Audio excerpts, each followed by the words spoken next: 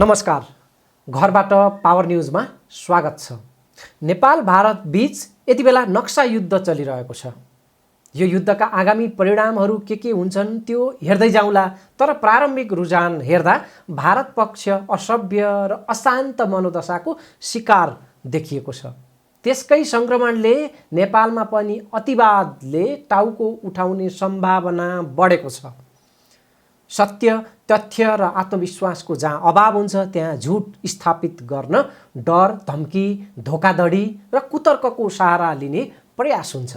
सत्यमेव जयतेको मन्त्र बिर्सेर भारत यति बेला असत्य स्थापित गर्ने फर्जी धन्दामा उत्रिएको छ।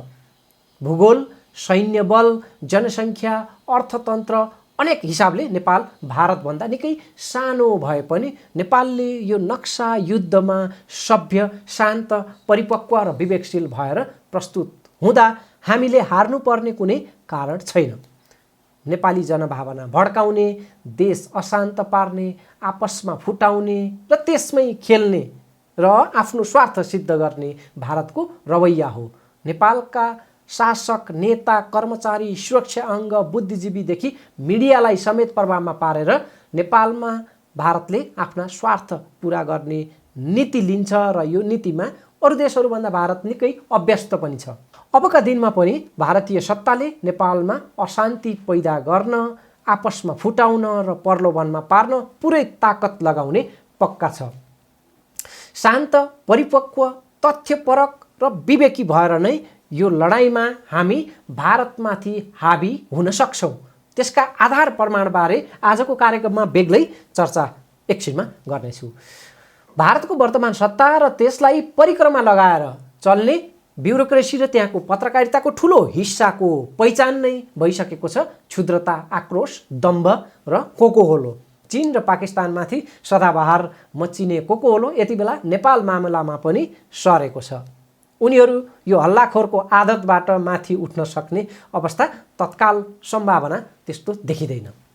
भारतीय शासक, नेता, मिडिया, पत्रकार, बुद्धिजीवीले लगाएका कुतर्कलाई तथ्य र तर्कका आधारमा हामीले धावा बोल्न सक्छौँ, तर भारतीय जनतालाई अपमान गर्ने र उनीहरूको भावनामा ठेस पुग्ने काम नेपाल पक्षबाट नहोस् भन्नेमा हामी उत्तिकै सजग रहनुपर्छ।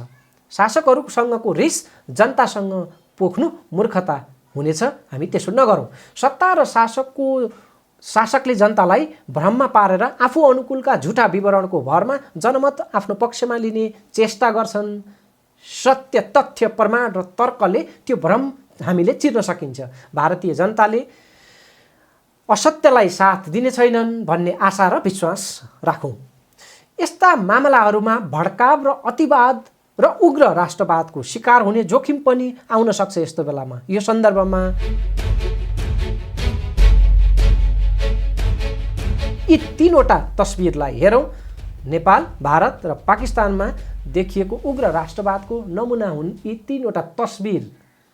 नेपालको भूगोल भन्दै भारतको भूमि पनि मिसाएर नेपालको विस्तारित क्षेत्र भनेर यो नक्सामा देखाउन खोजिएको छ।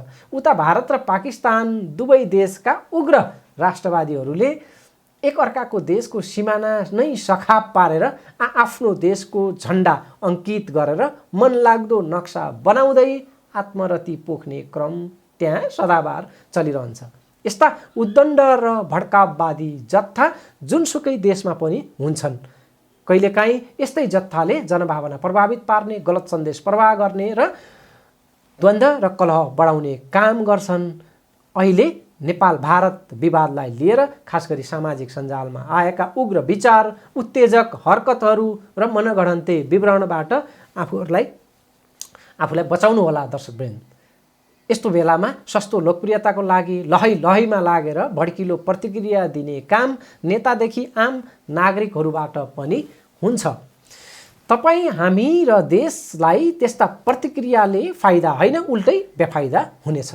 तर सभ्य र तथ्यमा रहेर बोल्न र जनदबाव बढाउन पछि परियो भने पनि फेरि हाम्रा शासकहरूले कानमा तेल हालेर सुत्न सक्ने जोखिम रहन्छ। लिपुलेक मामलामा 60 वर्षसम्म हाम्रा शासकहरू सुतेकै परिणाम आज हाम्रो भूमि भारतले कब्जा गर्ने आँट गरेको हो। लिपुलेक मामला, नक्सा युद्ध, सैन्य समाधानदेखि गौतम बुद्ध र मनिषा कोइराला सन्दर्भको चर्चा यसपछि जोड्नेछु। अहिले नेपाली सेनाले लिपुलेख र नक्सा प्रकरणकै प्रतिक्रियामा आफ्नो उपस्थितिलाई नेपाल भारत सीमा क्षेत्रमा केन्द्रित गर्दैछ।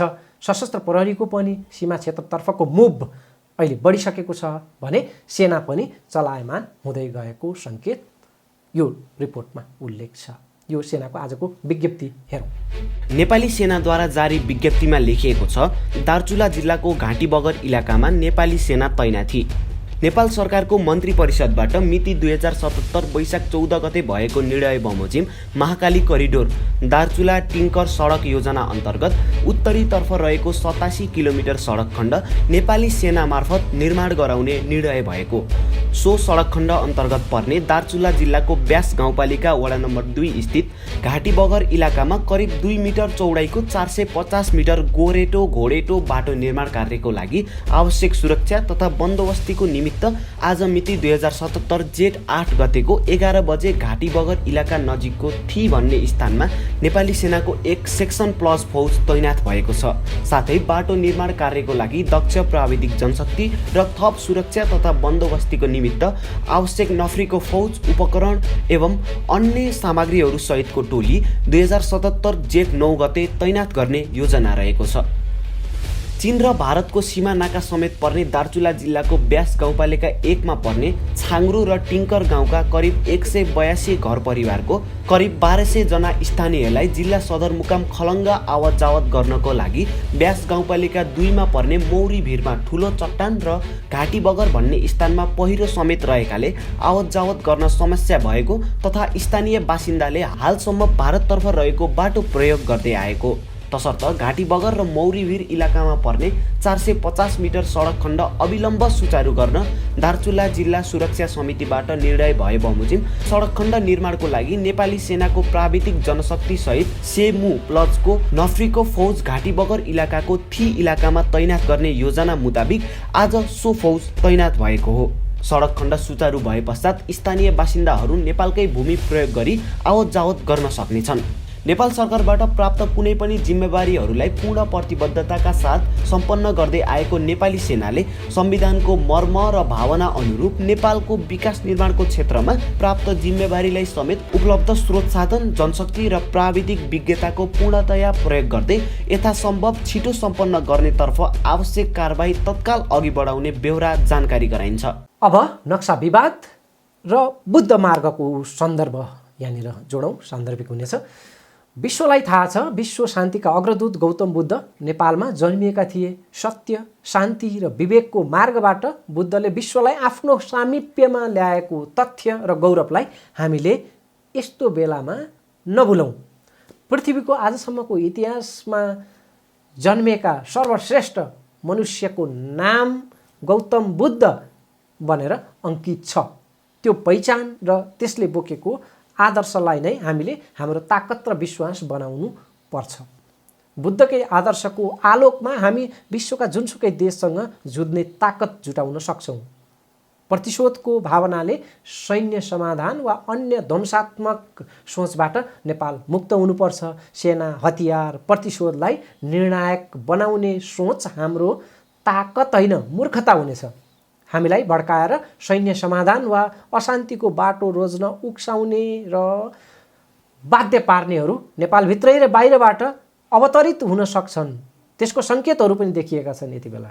तर हामीले जित्ने बाटो समाउनु पर्छ र त्यो बाटो हो शान्ति, विवेक, कूटनीति र सत्यको बाटो।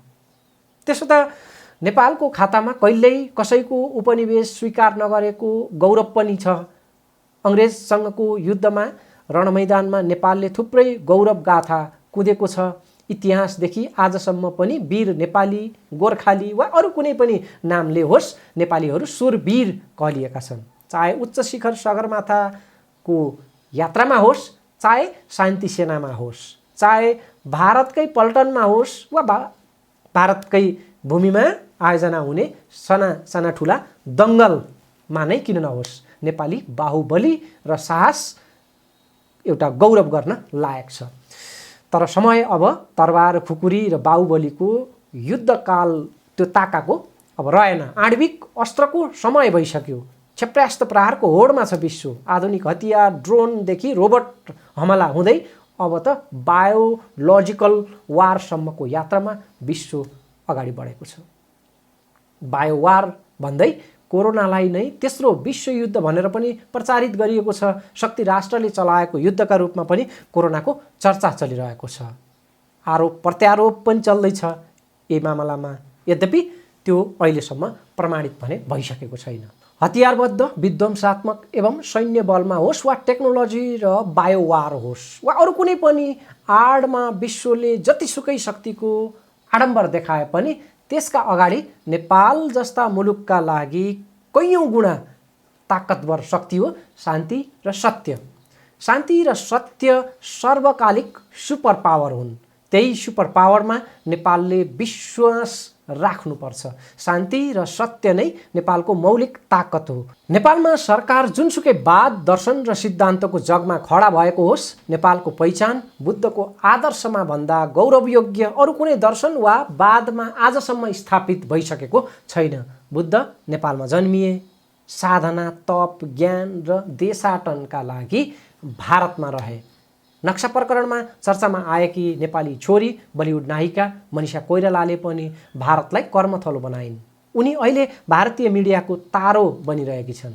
यो प्रसङ्गको चर्चा थप्नु अघि कालापानी, लिपुलेक र लिम्पियाधुरा लगायतको क्षेत्र नेपालकै हो भन्ने तथ्य प्रमाण बोल्ने यो रिपोर्ट हेरौँ।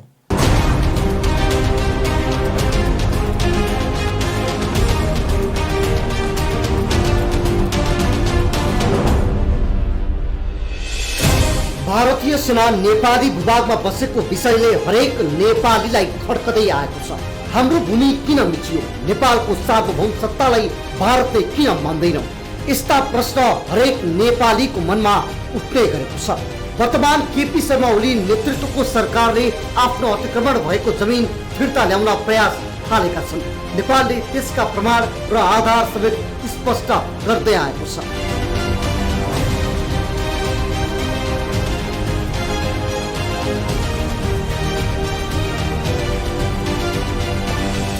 सरकारले सङ्कलन गरेका प्रमाणहरू।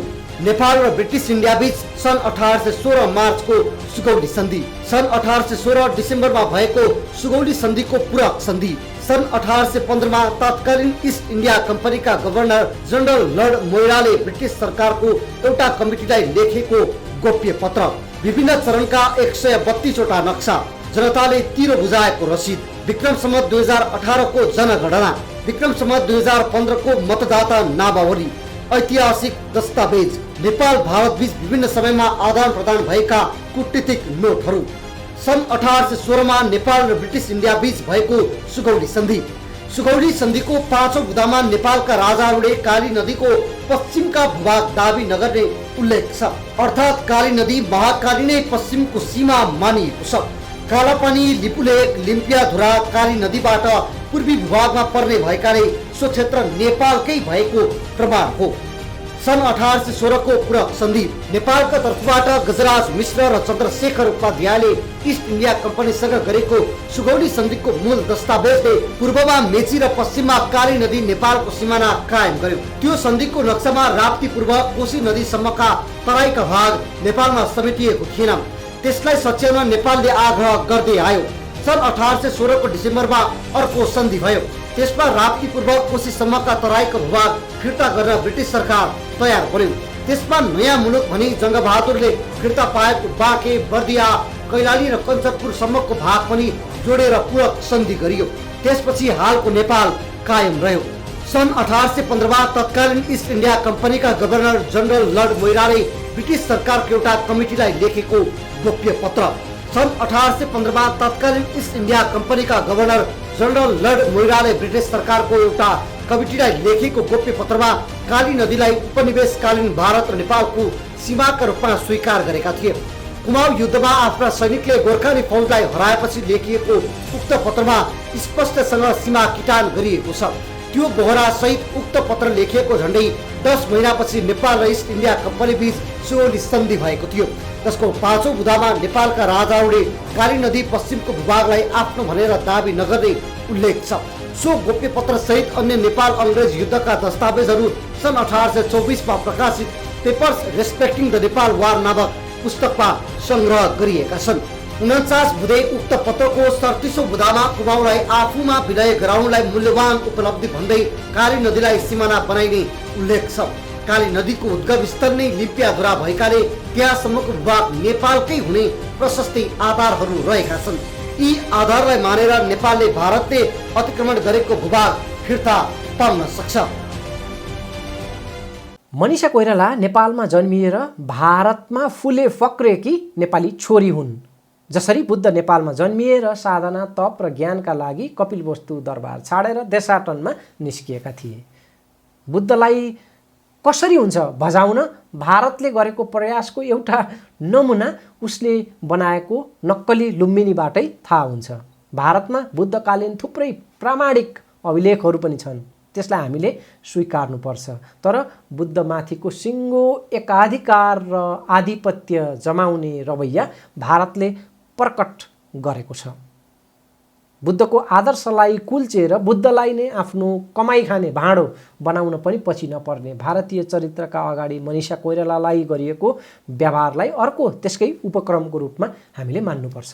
आफ्नो कला, सिप, क्षमता र मेहनतको बलमा भारतीय सिने जगतमा नाम कमाएकी मनिषा कोइरालालाई भारतीय मिडियाले आफ्नो दासी हुनुपर्ने कुतर्कले यति बेला घेरिरहेका छन्। एउटा ब्रेकका लागि हामी यहाँ रोकिन्छौँ, त्यसपछि बाँकी चर्चा जोडौँला। ब्रेकपछि स्वागत छ। नेपाल, भारत र चीनको त्रिदेशीय सीमाबिन्दु लिम्पियाधुरा कालापानी लिपुलेख क्षेत्रको नेपाली भूमि भारतले आफ्नो नक्सामा समावेश गरेपछि त्यसको प्रतिक्रिया स्वरूप नेपाल भारत बीच यति बेला झगडा चलिरहेको छ। नेपाली भूमि भारतले नक्सामा मात्रै पारेन, त्यही भूमि हुँदै मानसरोवर जाने सडक पनि बनायो र उद्घाटन पनि गर्यो। सडक खन्ने र उद्घाटन गर्ने हदसम्म भारत अघि बढ्दा पनि नेपाल र चीन दुवै देशले तमासा हेरेर बसेकै हुन्। यो मामिलामा भारतीय मिडियाले चीनको इसारामा नेपाल चलेको आरोप लगाएका छन्। तर कुरा अर्कै छ, चीनले पनि त्रिदेशीय सीमा बिन्दुमा नेपाललाई हेपेर भारतसँग घाँटी जोडेको हो। नेपाल चीन बीच सन् 1960 मा भएको सन्धिमा नेपाल चीन सिमाना जोडिएका पूर्वदेखि पश्चिमसम्म रहेका स्थानहरूको नक्साहरू पनि समावेश छन्। त्यहाँ लेखिएका सीमा विवरण अहिलेको विवादमा नेपालका लागि बलियो प्रमाण हुन सक्छन्। नेपाल र चिनिया दुवै भाषामा सीमा रेखा त्यहाँ स्पष्ट उल्लेख छ। यो प्रमाणलाई नेपालले टेक्नुपर्छ, त्यसले नेपाललाई बल पुग्छ। अर्को दुःख लाग्ने कुरा के छ भने नेपालसँग सन्धि गरेर लिपुलेख नेपालकै हो भनेको चीनले पनि नेपालमाथि धोका दिने काम गरेको छ। भारतले लिपुलेख हुँदै मानसरोवर जाने बाटो खोल्दै गरेको चीनलाई थाहा थियो, तर चीन र भारतको समझदारीमा नेपाललाई हेप्ने काम भएको प्रष्ट हुन्छ। त्रिदेशीय सीमालाई दुई देशले आफू अनुकूल उपयोग गर्ने सम्झौता गर्नु र तेस्रो देश नेपाललाई पाखा पार्नु नेपालको सार्वभौम सत्तालाई अस्वीकार गरेर अघि बढ्नु हो। यो ठुला दुई छिमेकीको हेपा व्यवहार नेपालमाथिको हो। नेपाललाई आफ्नो भूमि रक्षा गर्न सघाउने प्रमाण मध्येमा पर्छ हिस्टोरिकल सर्वे अफ इन्डियाले सन् 1816 को रिपोर्ट जुन तयार पारेको थियो। त्यो रिपोर्टको पेज 45 मा राखिएको नक्सामा काली नदीको मुहान लिम्पियाधुरा भनेर उल्लेख छ। वर्तमान सरकारले हालै जारी गरेको नेपालको नयाँ नक्सा र हिस्टोरिकल सर्वे अफ इन्डियाको रिपोर्टमा उल्लेख भएका सीमारेखाहरू आपसमा मिल्छन् पनि। त्यसैले नेपालले जारी गरेको नक्सा प्रामाणिक रहेकोमा नेपालका सीमाविदहरू ढुक्क छन्, प्रष्ट छन्।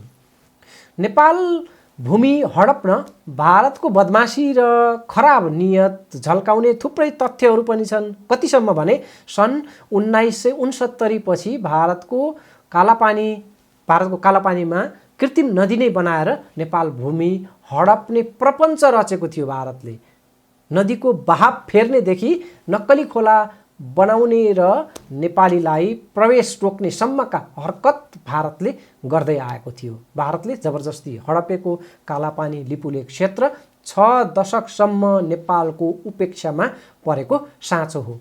कालापानी लिपुलेक क्षेत्र नेपालको दार्चुला जिल्लाको ब्यास गाउँपालिकामा पर्छ भन्ने थाहा हुँदाहुँदै पनि झन्डै 60 वर्षदेखि नेपाली नागरिकलाई त्यस क्षेत्रमा जान भारतले प्रतिबन्ध लगायो। नेपाल त्यसमा मौन रह्यो। नेपालले आफ्नो उपस्थिति पनि नजनाउने र चासो पनि नदिने गरेपछि भारतको मनोबल बढेको हो। लिम्पियाधुरा र लिपुलेकमा कालापानीमा जस्तै भारतको पूर्ण नियन्त्रण छ। नेपालको उपस्थिति कालापानीभन्दा करिब 16 किलोमिटर यता मात्रै छ। त्यो पनि सरकारको त्यहाँ उपस्थिति छैन। सुरक्षा पोस्ट अथवा सरकारी कार्यालय पनि त्यहाँ छैन। त्यहाँ नेपाली एउटा गाउँ छ, छाङ्रु गाउँ दार्चुला जिल्लाको ब्यास गाउँपालिका 1 मा पर्छ। 17,100 फिटको उचाइमा रहेको लिपुलेक नेपाल र चीन स्वशासित तिब्बत बीच सिमानाको भन्ज्याङ पनि हो। नेपालको भूमि भए पनि हाल भारतले तिब्बत मानव सरोवर जाने यात्राका लागि यो बाटो बनाउँदैछ। भारत चीन युद्धपछि नेपालको उत्तरी सीमामा रहेका 18वटा सैनिक पोस्ट हटाउनुपर्छ भनेर नेपालको अडान थियो। 18 मध्ये 17वटा नाकाबाट सैनिक फिर्ता भए भारतीय, तर भारतीय सैनिकको एउटा टुकडी, सानो टुकडी यो कालापानीको जुन तिल्सी उपत्यकामा कायमै रह्यो। त्यहाँ रहेको एउटा सानो खोलालाई महाकालीको मुहान भनियो। मन्दिरलाई काली मन्दिर र त्यस क्षेत्रलाई काली माताको नाम दिएर भारतीय पक्षले नेपालको सीमा त्यहीसम्म हो भनेर देखाइरहेको छ। नहुनुपर्ने बवण्डर अब भइसकेको छ भारतका कारणले। नेपाल अब पछि हट्ने होइन। यो मामिलालाई निष्कर्षमा पुर्याउने गरी तयारी र पहल लिनुको विकल्प छैन। दर्शकवृन्द, नयाँ पत्रिका दैनिकमा भोजराज दाहालले लेखेको निकै सटिक विवरण मध्येबाट केही अंश र केही हुबहु तथ्यहरू साभार गरेर मैले अगाडि जोड्दैछु। लेखमा नेपालका लागि अबका 3वटा विकल्प उल्लेख छन् र मैले त्यो लेखको मुख्य केही अंशहरूलाई यहाँ प्रस्तुत गर्दैछु। अब नेपाल सरकारले लिम्पियाधुरा, लिपुलेक र कालापानीको रक्षा गर्नु पहिलो कर्तव्य हो। नेपालले तत्काल भारतसँग वार्ताको तयारी गर्नुपर्छ। मुलुकको भूभाग रक्षा गर्न र राष्ट्रियता जस्तो संवेदनशील विषयमा गम्भीर बन्न कूटनीतिक ढङ्गबाट प्रतिवाद गर्न सरकारले अग्रसरता देखाउनै पर्छ। सन् 1816 को सुगौली सन्धि, नेपालसँग भएका दस्तावेज, तथ्य र प्रमाणका आधारमा कूटनीतिक र प्राविधिक क्षमताका साथ नेपालले भारतसँग काली नदीको मुहान लिम्पियाधुरा हो भन्ने सबुत प्रमाण पेश गर्नुपर्छ। अब सचिव र सहसचिवको नेतृत्वमा होइन, कम्तीमा परराष्ट्र मन्त्रीको नेतृत्वमा र आवश्यक परे प्रधानमन्त्री स्तरमा वार्ता हुनुपर्छ। दोस्रो, नेपालले भारत, चीन, नेपाल सम्मिलित त्रिदेशीय वार्ता गर्नुपर्छ। नेपालले जारी गरेको नयाँ नक्साले सन् 2015 मा भारत र चीनले गरेको सम्झौताको 28औं बुँदा आकर्षित गर्छ। नेपालले लिपुलेक सहितको नक्सा जारी गरेपछि अब नेपाल, भारत, चीन तीन पक्ष अब वार्तामा बस्नुको विकल्प छैन। अब बेजिङ र दिल्लीले के भन्छन् होइन, चीनले सन् 1960 मै स्वीकार गरिसकेको लिपुलेक बारेमा नेपाललाई नसोधी कसरी भारत र चीन व्यापारिक मार्ग खोल्न सहमत भए भनेर नेपालले दुवै देशलाई सोध्नुपर्छ। नेपालको सहमति बिना सन् 2015 मा भारतका प्रधानमन्त्री नरेन्द्र मोदीले चीनको भ्रमणका बेला यस भन्ज्याङलाई व्यापार वृद्धिका लागि प्रयोग गर्ने विवादास्पद समझदारी भएको त्यो बेला थियो। नेपाल सरकारले चिनिया पक्षलाई पनि बोलाएर यो सम्झौताको कारण के हो सोध्नुपर्छ। यो लेखमा लेखिएको छ। यसको बेजिङले काठमाडौँलाई जवाफ दिनुपर्छ। त्यो नेपाल र भारतको आपसी कुरा हो भनेर चीन पन्छिन सक्दैन, किनभने यो मामलामा चीन संलग्न भइसकेको छ। दाहालले आफ्नो लेखमा उल्लेख गरेका छन्, अगाडि कुनै बेला तिब्बत टुक्र्याउने अभियान अन्तर्गत त्यहाँ चालिएको खम्पा विद्रोहमा विद्रोही नेता गुवाङदीलाई नेपाली सेनाले यही लिपुलेक भन्ज्याङमा मारिदिएको कुरा चीनले यति बेला स्मरण गर्नुपर्छ। पश्चिमा राष्ट्रले हेलिकप्टरबाट हतियार र गोलीगट्ठा झारेर चीन विरुद्ध तिब्बती खम्पा परिचालन गरिरहँदा नेपालले गरेको त्यो बेलाको सहयोग यति बेला चीनले सम्झनुपर्छ, यो लेखमा उनले उल्लेख गरेका छन्। त्यसपछि स्मरण रहोस्, सन् 1960 को नेपाल चीन सन्धि अनुसार लिपुलेख नेपालको सिमाना भन्ने तथ्य प्रमाणका आधारमा हाल भारतले बनाउँदै गरेको सडक निर्माणलाई तुरुन्तै रोकिनुपर्छ। भारतले नेपालको सीमाभित्र बनाएको सडकको काम बाँकी छ भने त्यो अब नेपालले पुरा गर्नुपर्छ। भारतीय विस्तारवादले हडप्पेका लिम्पियाधुरा, लिपुलेख र कालापानी समेटेर नेपाल सरकारद्वारा नक्सा जारी गर्ने काम भएको छ, त्यो जुन प्रशंसनीय काम छ। देशको मामलामा सबै तह र तबका एक भएको यो क्षणमा अब हाम्रो भूमिका व्यावहारिक रूपमै मुलुकको समृद्धिका खातिर उपयोग गर्ने वातावरण सरकारले यथाशीघ्र तयार गरोस्। यो संसदमा उग्र राष्ट्रवादी भाषण गर्ने भन्दा दुवै छिमेकीसँग कूटनीतिक संवाद गर्ने बेला हो यो अबको बेला। पहिलो र दोस्रो विकल्प अनुसार नेपालले आफ्नो भूमि फिर्ता लिन असफल भए तेस्रो र अन्तिम विकल्प भनेको नेपालले संयुक्त राष्ट्रसङ्घको सुरक्षा परिषदलाई गुहार्नु नै हो। नेपालले संयुक्त राष्ट्रसङ्घमा सदस्यका लागि दिएको निवेदन पत्रमा नेपाल भारत सीमा सम्बन्धमा यो सुगौली सन्धि समावेश गरिएको छ। यसमा यो लेखमा अगाडि लेखिएको छ, नेपालको सुगौली सन्धि मात्र त्यस्तो अभिलेख हो जसले आदि इत्यादि केही नभनी नेपालको पश्चिमी सीमा काली नदी हो भनेर स्पष्ट भनेको छ। नेपालले यो मुद्दालाई राष्ट्रसङ्घमा प्रवेश गराएमा लिम्पियाधुरा, लिपुलेख र कालापानीलाई अतिक्रमित क्षेत्र भनेर स्थापित हुनेछ। नेपालसँग प्राप्त तथ्य र प्रमाणले यी तीनवटा क्षेत्र अतिक्रमित भएको देखाउँछ। त्यसैले अन्तिम विकल्पको रूपमा यो विवादलाई अन्तर्राष्ट्रियकरण गर्न जरुरी छ, लेखमा लेखिएको छ। नेपाल भारत करिब 1800 किलोमिटर खुला सीमा क्षेत्र छ नेपाल भारत बीचमा र भारतले नेपालको 122 स्थानमा सीमा अतिक्रमण गरेको छ। नेपालले अहिले लिम्पियाधुरा, लिपुलेख र कालापानी मुद्दालाई अन्तर्राष्ट्रियकरण गर्न सक्यो भने एउटा नजिर बन्छ। सरकारले राजनीतिक दल, नागरिक समाज र विज्ञका धारणा र सुझावहरू पनि मध्यनजर गर्दै द्विपक्षीय राजनीतिक कूटनीतिक संवादका माध्यमबाट समाधान गर्नुपर्ने देखिन्छ यो विषयलाई। नेपालले राष्ट्रसङ्घको सुरक्षा परिषदमा यो मुद्दा उठाउने बित्तिकै यो मुद्दाको एक पक्ष अर्थात् तत्कालीन इस्ट इन्डिया कम्पनी बेलायत पनि यो मुद्दामा तानिन्छ र उसले पनि जवाफ दिनुपर्छ। मुद्दाको एक पक्ष भएको र बेलायतसँग त्यो समयमा भएका महत्त्वपूर्ण अभिलेखहरू पनि उसँग हुने हुँदाखेरि त्यसले नेपाललाई नै फाइदा पुग्न सक्छ, यो लेखमा उल्लेख छ। हामीले सीमा विवाद अन्तर्राष्ट्रियकरण गर्दा हाम्रो भारतसँगको रोटीबेटीको सम्बन्ध बिग्रन्छ भनेर चुप लाग्यो भने अर्को कालापानी, सुस्ता वा महेशपुर फेरि नेपालले गुमाउनु पर्ने छ। तसर्थ अब यो सीमाना र नेपाली भूमि अनि यो नक्सा प्रकरणको विवादलाई आज हामीले कार्यक्रमको मुख्य विषय बनायौँ। अब यो सन्दर्भमा थप चर्चाहरू फेरि आगामी श्रृङ्खलाहरूमा पनि जोड्दै जाउँला। अब कोरोना प्रसङ्गमा हामी लाग्छौँ। कोरोना अपडेट आजको के छ?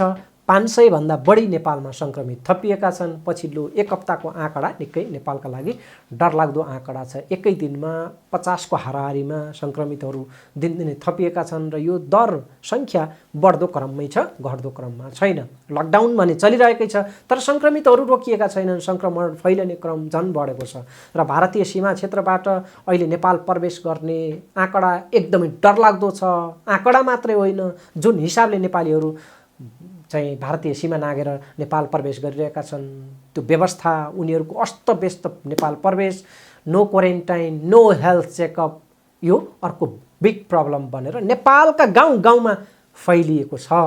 अब नेपालमा सङ्क्रमण गाउँ गाउँ कुना काप्चामा पनि थपिने सम्भावना जुन भारतबाट अहिले अस्तव्यस्त र अनियन्त्रित ढङ्गले नेपाल प्रवेश जुन क्रम चलिरहेको छ यसले अब झन् भयावह स्थितितर्फ सङ्केत गरिरहेको छ। आजको स्वास्थ्य मन्त्रालयको यो प्रेस ब्रिफिङ हेरौँ। आज पछिल्लो अपडेट अनुसार नयाँ सङ्क्रमितहरूको सङ्ख्या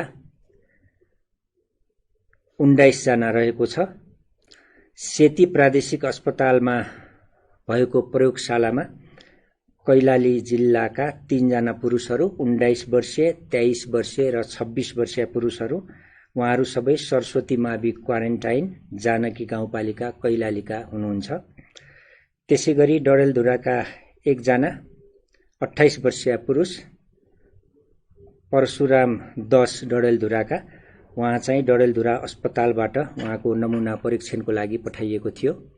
त्यसै गरी बैतडी जिल्लाका एकजना 22 वर्षीय पुरुष जो शिवनाथ 1 बैतडीका हुनुहुन्छ, उहाँको बैतडी अस्पतालबाट नमुना सङ्कलन गरेर परीक्षणको लागि सेती प्रादेशिक अस्पतालमा पठाइएको थियो।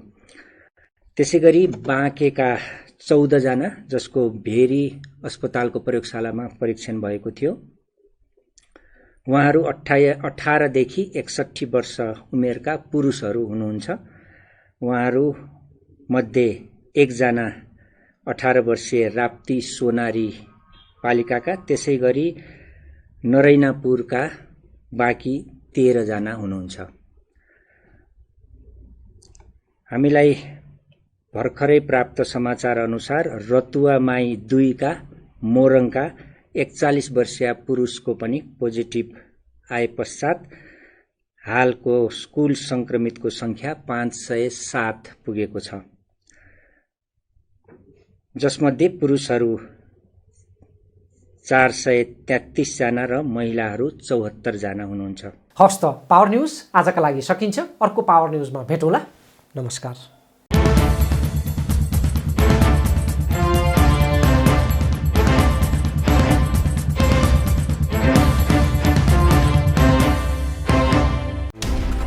कोरोनाले सिर्जना गरेको संकटमा पल पलका न्यूज अपडेट र हर क्षेत्रको कभरेजका लागि न्यूज 24 नेपाल युट्युब च्यानललाई सब्स्क्राइब गर्नुहोला।